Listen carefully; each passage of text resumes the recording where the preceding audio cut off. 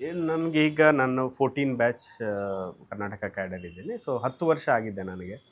And ನಮಗೆ actually Karnataka ಅಂದರೆ S P level promotion ಆಗಬೇಕು ಅಂದರೆ ನಮ್ಮ third language Kannada 10th class exam clear ಮಾಡಬೇಕಾಗ್ತದೆ. ಹ್ಮ್ ಸೊ ಅದಕ್ಕಿಂತ ಜಾಸ್ತಿ ನಮಗೆ ಒಂದು ಸಲ ಎಸ್ ಪಿ ಆದಮೇಲೆ ಸೊ ನಮಗೆ ಅದು ಅಭ್ಯಾಸ ಆಗಿಬಿಡ್ತದೆ. ಸೊ ಜನರ ಇಂಟ್ರಾಕ್ಷನ್ ನಮ್ಮ ಫೈಲ್ಸ್ ಎಲ್ಲ ಕನ್ನಡದಲ್ಲೇ ಇರ್ತವೆ. ಓಕೆ ಸೊ ಕನ್ನಡ ಓದೋದು ಬರೆಯೋದು ಅಂದರೆ ನನಗೆ ಸ್ವಲ್ಪ ಈಸಿ ಆಗಿದೆ, ಯಾಕಂದ್ರೆ ತೆಲುಗು ಮತ್ತು ಕನ್ನಡ ಸ್ಕ್ರಿಪ್ಟ್ ಈಸಿ ಆಗಿರೋದ್ರಿಂದ ಬರೆಯೋದು ಟೈಪ್ ಮಾಡುವುದು ಎಲ್ಲ ಬರುತ್ತೆ. ಈಗ ಕನ್ನಡ ಕಂಪ್ಲೀಟ್ ಆಗಿ ನಮಗೆ ಬರುತ್ತೆ. ನಾನು ಆವಾಗ ಹೇಳ್ತಾ ಇರ್ತೀನಿ, ಇನ್ಫ್ಯಾಕ್ಟ್ ಕೆಲವು ಕನ್ನಡಿಗರಿಗಿಂತ ನಮ್ಮ ಕನ್ನಡ ತುಂಬಾ ಚೆನ್ನಾಗಿರುತ್ತೆ ಚೆನ್ನಾಗಿರುತ್ತೆ ಅಂತ. ನಾವು ಹೌದು ಹೌದು. ಹೇಳ್ತಾ ಇರ್ತೀವಿ.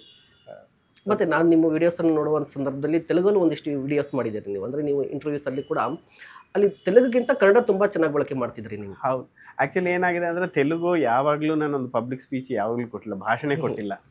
ಕನ್ನಡ ಬಂದ್ರಿಂದ ನಮ್ಗೆ ಬೀಟ್ ಸಿಸ್ಟಮ್ ಅಂತ ಶುರು ಮಾಡಿದ್ರು. ಸೊ ಗ್ರಾಮಗಳಿಗೆ ಹೋಗಿ ನಾನು ಎಸ್ ಪಿ ಇದ್ದಾಗ ಎಸ್ ಪಿ ಮಾಡಿದಾಗ ಸೊ ಆವಾಗ ಗ್ರಾಮಗಳಿಗೆ ಹೋಗಿ ಜನರ ಜೊತೆ ಮಾತಾಡಿ ಭಾಷಣಗಳು ಕೊಡು. ಅದು ತುಂಬಾ ಸುಲಭವಾಗಿ ಮಾತಾಡಬೇಕು, ನಾವು ಕಾಂಪ್ಲಿಕೇಟ್ ಮಾಡಿ ಜಾಸ್ತಿ ಇಂಗ್ಲಿಷ್ ಮಾತಾಡಿದ್ರು ಪಾಪ ಅರ್ಥ ಆಗಲ್ಲ.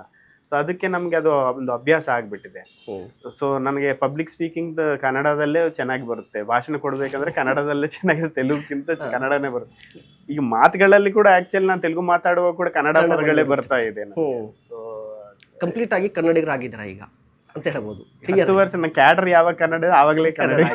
ಓಕೆ ಸರ್, ಈಗ ನೋಡಿ 5 ತಿಂಗಳ ಹಿಂದೆ ನೀವು ಟ್ರಾಫಿಕ್ ಪೊಲೀಸಿಂಗ್ ಅಲ್ಲಿ ಇದ್ರಿ, ಈಗ ಲೋಕಾಯುಕ್ತ. ಏನ್ ಅನಿಸ್ತಾ ಇದೆ, ಖುಷಿ ಇದೆಯಾ? ಚೆನ್ನಾಗಿದೆ, ತುಂಬ ಒಳ್ಳೆ ಇನ್ಸ್ಟಿಟ್ಯೂಷನ್, ತುಂಬ ಒಳ್ಳೆ ನನಗೆ ಅವಕಾಶ ಸಿಕ್ಕಿದೆ ಕೆಲಸ ಮಾಡಲಿಕ್ಕೆ. ಸೊ ಮೋಸ್ಟ್ಲಿ ಈಗ ಅದು ಏನು ಕೆಲಸ ನನ್ನ ಮೇಲೆ ಏನು ಜವಾಬ್ದಾರಿ ಇದೆ ಅದು ಕರೆಕ್ಟಾಗಿ